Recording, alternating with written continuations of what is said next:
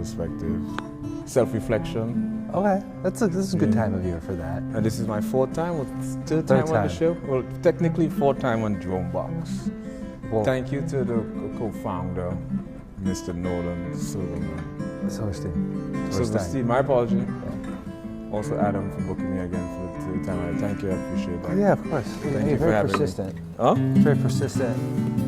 I knew that we had a cancellation last minute, and before I'd even finished asking you, you would agree to be on the show. Absolutely. So, you're a dependable guest. Thank you. I admire that about you. For my beautiful.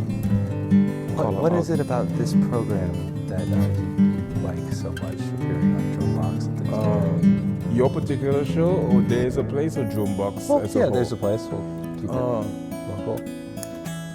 Drumebox is sort of this platform that kind of embodies entertainers' deep-seated imagination.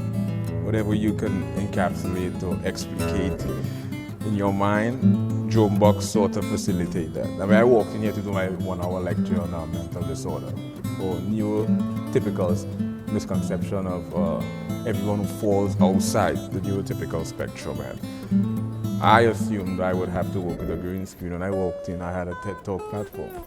So Nolan facilitated that. So this place is sort of ambiguous. It's nothing, but it's everything. It sort of becomes whatever is required at that point at the moment. So yeah, Drumebox is absolutely my favorite place to kind of elaborate what's ever on my mind at a given point. So Drumebox is the place, absolutely, no exceptions. What is it about Drumebox? Because you did videos on YouTube and stuff. You got a camera phone